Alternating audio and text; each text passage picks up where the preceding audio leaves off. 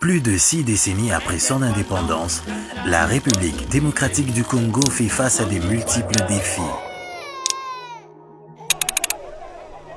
Entre crise politique, sécuritaire et économique, le pays traîne à déployer pleinement son potentiel et à briller.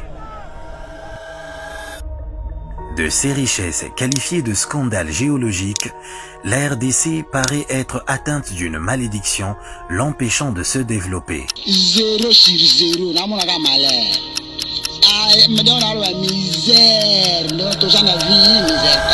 Corruption, mauvaise gouvernance, massacres, des calamités s'abattent sur le pays malgré une résilience farouche des meilleurs de ses fils.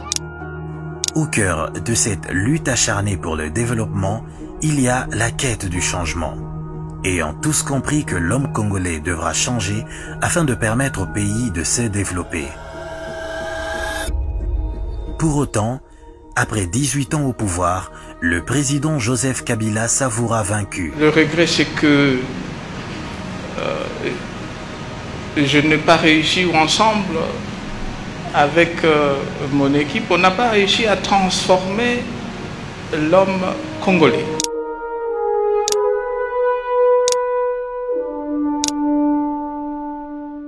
Mais pourquoi l'ancien président a-t-il échoué?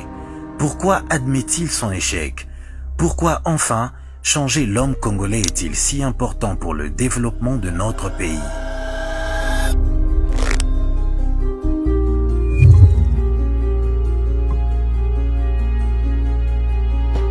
Le capital humain, c'est la capacité à pouvoir créer, à pouvoir se reproduire, à pouvoir faire société. Et pourquoi capital? Parce que c'est un entendement de la ressource humaine, mais d'un point de vue économique. Pour qu'un pays se développe, il faut que les personnes qui composent ce pays soient en bonne santé, soient bien éduquées et puissent avoir un développement continu. C'est seulement à cette condition-là qu'ils peuvent produire la richesse et donc développer le pays.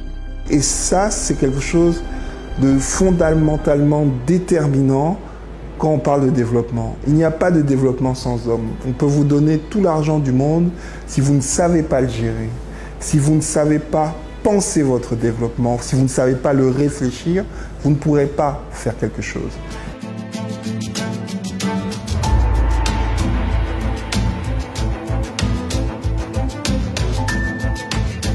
La question est qu'est-ce que le président de la République a fait maintenant? La réponse du président de la République a été très simple. Dans son premier discours d'investiture, il parle déjà de la couverture santé universelle. Parce qu'il comprend déjà que le capital humain, avec ses deux branches, l'enseignement et la santé, sont la solution à notre problème. Le jour de mon investiture, je vous ai bien entendu me rappeler Félix, Papa Lobaki, le peuple d'abord. En 2019, avec l'avènement du président Félix Tshisekedi, que finalement, le secteur de l'éducation puisse bouger. Le président a déclaré qu'il a fait de l'éducation une priorité de son quinquennat. Et pour le prouver, dans les sous-secteurs de l'EPST qu'il a bien voulu accepter de me confier la responsabilité, le tout premier acte qu'il pose, dans le premier accès, c'est de décréter la gratuité de l'enseignement primaire. Ezali esengo mingi pour le président ndenge abimisaki de idée ya ko tangisa bato gratuité ezali malamu mingi parce que bato bele bazana bana bili ba parents bazana bana bili mais pour makambo mbongo de bando kale bana batanga okomona zwika ka tangu subasi bana mibali ndia ko tina classe ne bana basi atikima ngona ndako tangu swa kupona ka bana misatu mine nde bazotanga bamusu bafanya ndako pona premier mbongo tangu babengani mwana mbala moko mabimba na classe afandisi na ndako pe atiki mwana wana akotanga susute mais boui vraiment na moni bana bazotanga mingi. Par rapport à la gratuité c'est vraiment tombé à point nommé avec la gratuité. c'est parce que, s'agissant des enfants, on ne demande pas un sou, même pas un rond chez les enfants. Ils viennent étudier gratuitement. Tel que je vous ai annoncé cela autrefois, que leurs parents affectent leurs fonds pour équiper les enfants en matériel de la scolarité. On peut comment poser à partir mon candidat, chef de l'État, Fachi Béton, à salle en gratuité. Donc, et qui dit qui m'y a pena, paix au sanaté, embrayement dans la société.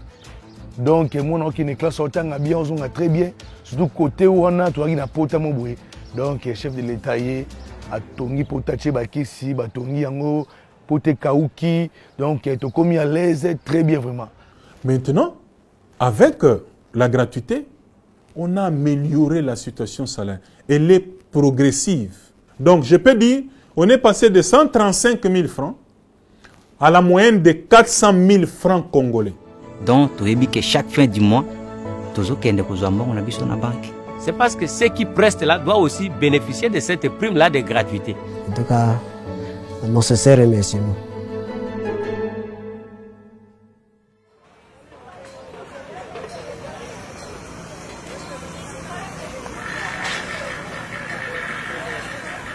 Donc, lorsqu'on est arrivé, le président de la République nous a donné comme première mission l'aboutissement des réformes. Puisqu'il y avait des réformes qui avaient été entamées, qui n'avaient jamais été mises en œuvre. Et donc, le premier plus grand chantier que nous avons eu à faire ici, c'était l'aboutissement de la grande réforme de LMD.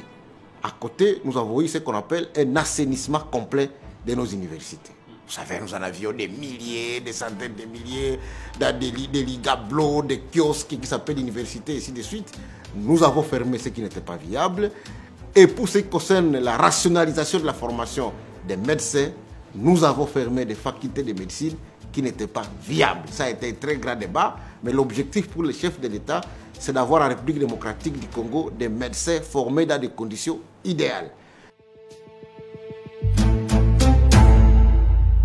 175 institutions d'enseignement supérieur non viables fermées par les autorités en République démocratique du Congo. Après 4 jours de travaux organisés au sein de l'université de Lubumbashi, en perspective de réqualifier et de dresser l'enseignement supérieur congolais, 329 recommandations ont été dégagées par les participants à ces assises. La recommandation principale est la généralisation du système LMD. Mais la recommandation qui fâche est la fermeture de la faculté de médecine dans certaines universités en République démocratique du Congo. Alors les gens qui ne remplissaient pas les conditions, on les a fermés. Et ceux qui remplissaient les conditions, on est en train de les renforcer pour que demain, nous puissions retrouver notre place d'attente où la RDC était les grands pays qui formaient des grands médecins. Et c'est dans ce cadre-là que l'université de Kinshasa a été réhabilitée de fond en comble.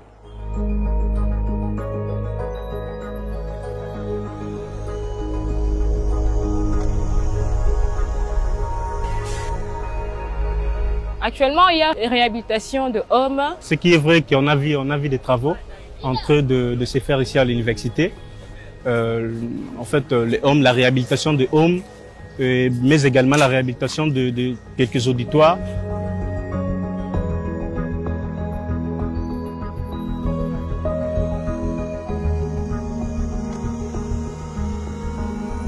Donc aujourd'hui, nous avons des hommes qui sont au standard des hôtels.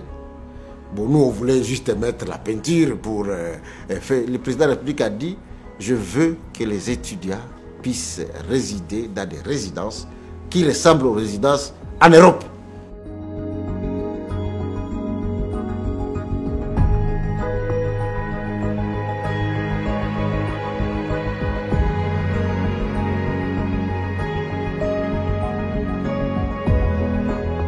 À l'Université pédagogique nationale, nous avons entamé un travail magnifique. C'est-à-dire c'est un travail qui consiste à revaloriser et à moderniser les infrastructures existantes, mais aussi à construire de nouvelles infrastructures pour augmenter la capacité d'accueil de l'Université pédagogique nationale.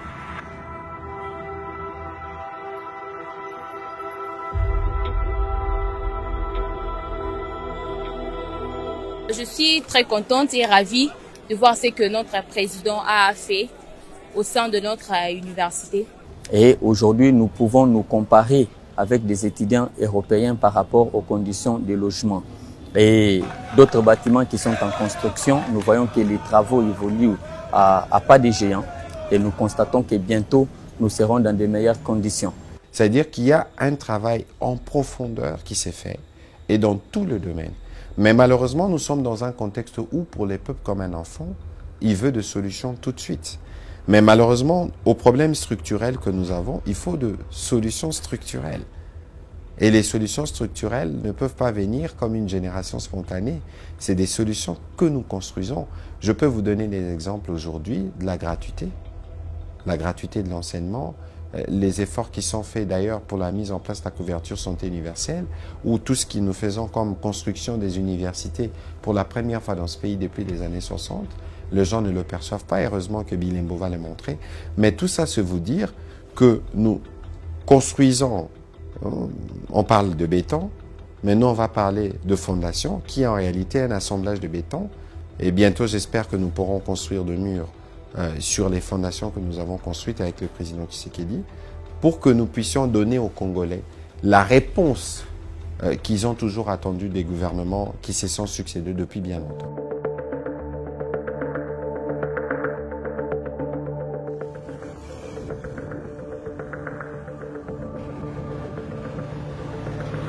Et donc, il y a évidemment un temps de maturation de toutes ces initiatives qui sont en cours, qui permettront aux Congolais, les moments venus, de voir ce qui se fait. Beaucoup ne le savent peut-être pas, mais le Congo est en chantier.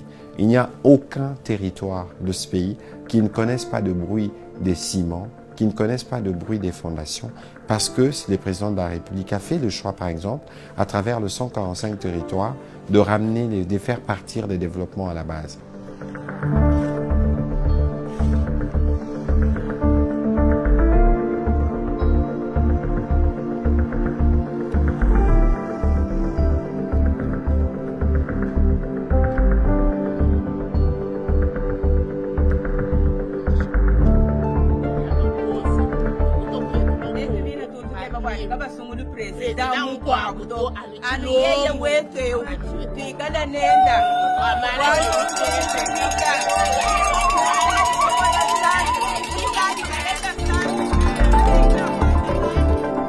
Sur les 26 provinces, nous avons au moins 15 provinces qui sont sujets à des érosions.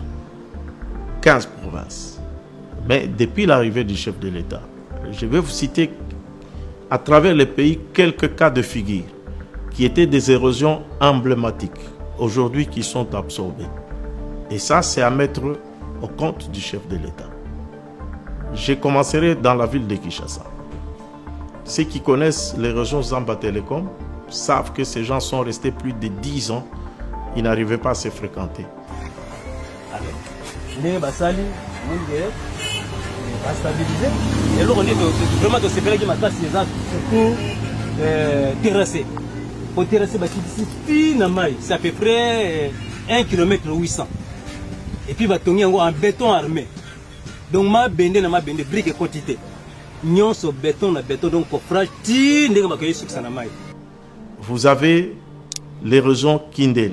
Non seulement parce que la route a disparu, mais j'imagine la souffrance de toutes les familles dont les maisons ont été englouties dans ces ravins. On ne pouvait pas aller à Kimwenza. Vous savez que de l'autre côté, il y a une grande bibliothèque et puis il y a un grand institut de philosophie. Banda président Félix a continué à pouvoir, le sentiment d'amélioration concernant Nzela. Donc, Libulu Pene Betami Dada. Par rapport à Nzela, Libulu Salamaka. Mais grâce au président Félix, aucun pénal qui va paraître comme un pénal qui est non Moutouka, ou pénal Rampenga, Campus, Kindele, et qui pénal à lycée de Kimouzi. Autant n'a parent, ou tu as bien autant maloukou, Nzela Pene Bongi. En tout cas, Moutabo, il y a des gens qui soutenir. Dans la mouille, on a 7 heures juste, dans la commune à Moussala, 7 heures 10 minutes. Et c'est là qu'il y a une seconde, c'est la belle air, on a toujours quoi dans la moto. T'as une moto quoi? Mais si on est là, est commune normale.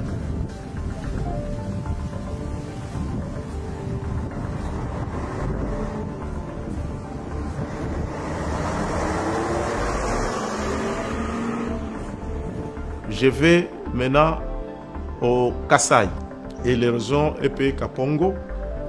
Aujourd'hui, on ne parle plus de cette érosion. Les travaux ne sont pas encore terminés et je crois, sur instruction du chef de l'État, à travers le gouvernement, notre ministre, le ministre d'État, on a pu donner du matériel à l'OVD.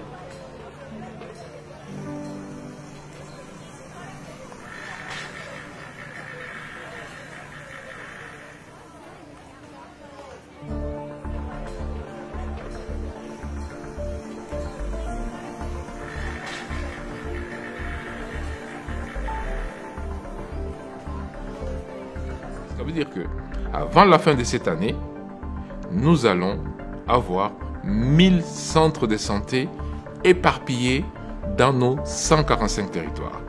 Mais cela veut dire quoi? Cela veut dire que nos mamans qui accouchaient par terre vont maintenant accoucher dans un centre de santé digne de ce nom. Hôpital, il faut 15 à combien de kilomètres? Vous voyez comment on a un fonds social à pousser Makamoana na peine.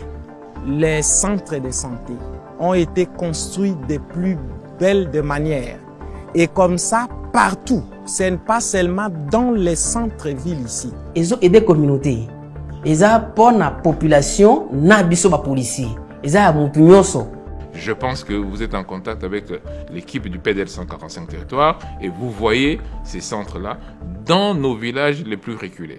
Et donc ça, c'est une réponse directe au manque d'infrastructures sanitaires. Et ça va continuer. Ça va continuer. Maintenant, on va passer au niveau des hôpitaux. Et d'ailleurs, le symbole de nos hôpitaux, c'est Mama Yemo. Et vous voyez, Mama Yemo, la première phase est terminée. On va la réceptionner au mois d'août ou septembre. La façon dont on est en train de réhabiliter cet hôpital, un hôpital qui était dans... Les bâtiments étaient dans un état de vétusté indescriptible. On fait de sorte qu'on puisse avoir maintenant un hôpital moderne. Quand on voit les bâtiments, ce n'est pas encore terminé, comme moi je vois.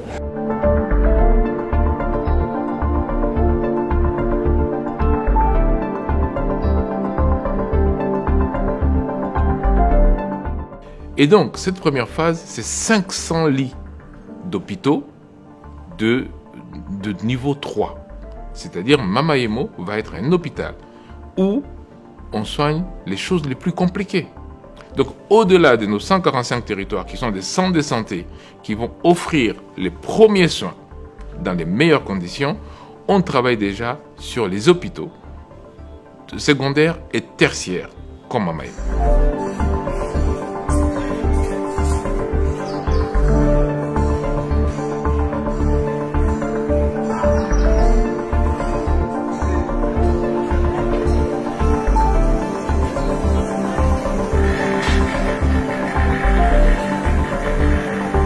Le président de la République a dit l'université, ce n'est pas seulement Kinshasa. C'est dans ce cadre-là qu'une nouvelle université est en train de naître le centre à l'université officielle de Bujimaï.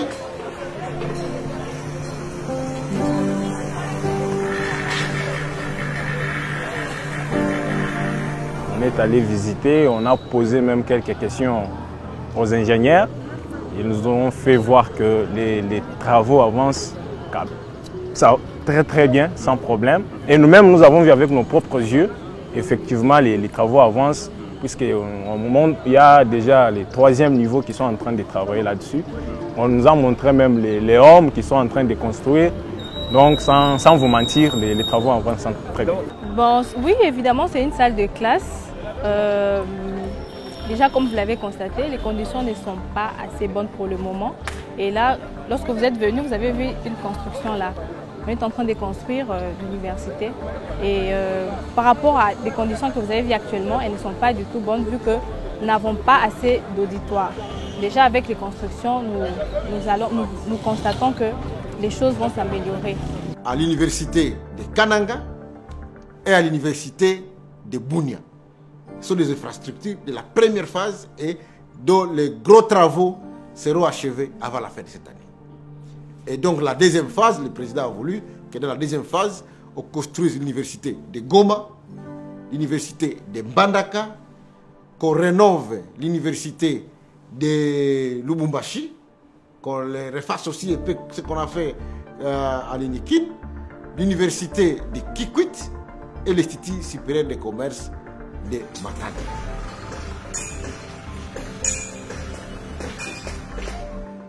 Le nombre d'élèves dans les écoles primaires publiques, on est passé de 16 319 487 à 22 441 415.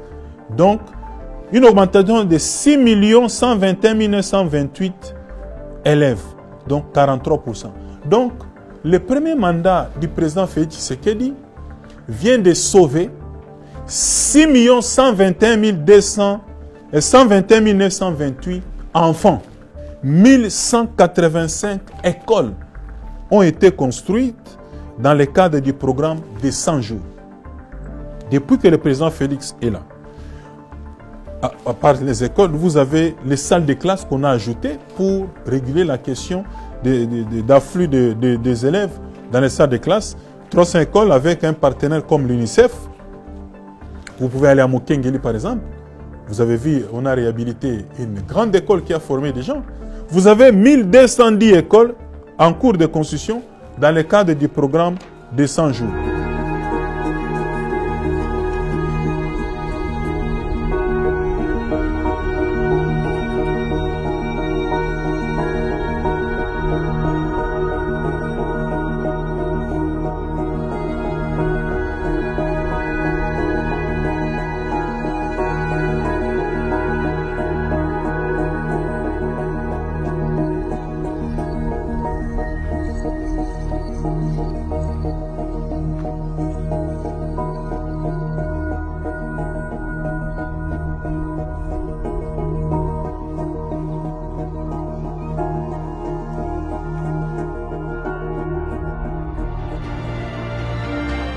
Travaux à haute intensité de main-d'œuvre. Donc là, nous passons par les CLD, les comités locaux de développement. Nous enregistrons 1000 personnes par quartier.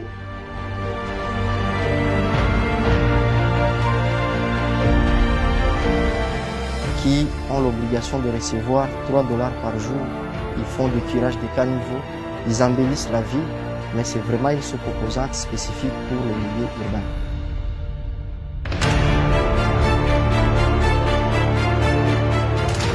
En tout cas, vraiment merci pour la bango mingi. Nzambe apambola bango na biloko basali na mboka activité obabimisi na pesi bango merci mingi biloko basali tala ngai nakutanaki na kaka makasi sali ke na uti kuna na hôpital na mosi na ngai ye nde mosala obimi nde esungi biso. La vision du chef de l'État de faire des millionnaires congolais n'est pas une promesse politique sans fondement, mais plutôt une réalité qui s'installe de plus en plus.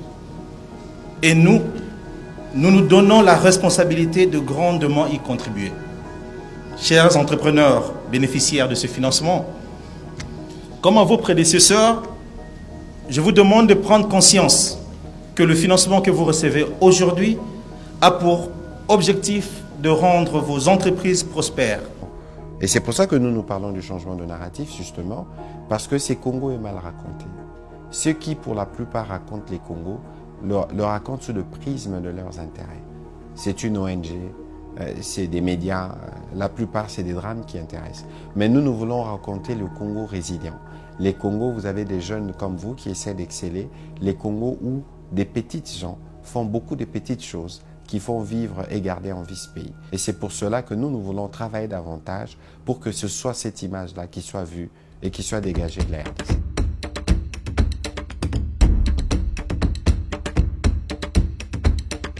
Si nous voyons ici chez nous au nord Ubangi, nous étions vraiment une province oubliée.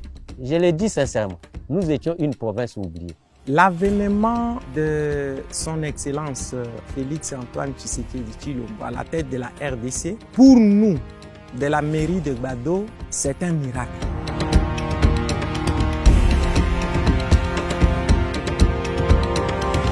Par rapport rapport à la vie d'avant, les hommes d'avant, je crois qu'il y a un grand changement. Pourquoi? Parce que on voit même les toilettes. Les installations étaient vraiment bizarres, très bizarres. Maintenant, on voit que tout est vraiment, je dirais, en ordre. Transacademia, en tout cas, c'est en tout cas une très bonne idée. En tout cas, on apprécie. Je salue cette idée en tout cas. Vraiment, ça nous aide pour bien arriver à la faculté. Bon, au début, nous avons eu tendance à venir en retard, mais depuis, il y a eu Transacademia, mais ça va.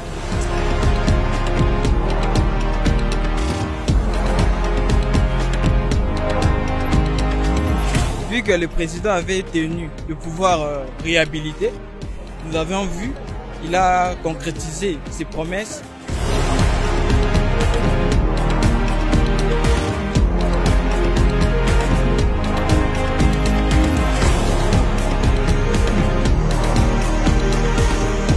En tout cas, mukeni akikuya tu Mbujimayi tamonesha sema baba furahi na hii mukini mukonzi alitonesha sema Mbujimayi itashanje yo iko nenda na kushanjia sasa fachi beto muntu akwele chilo aje muntu mubenga muntu amwena buloshi tuditungwela twasakijela wabunyi Moïse libérateur mutu hatole ngubuhika bwa Egypte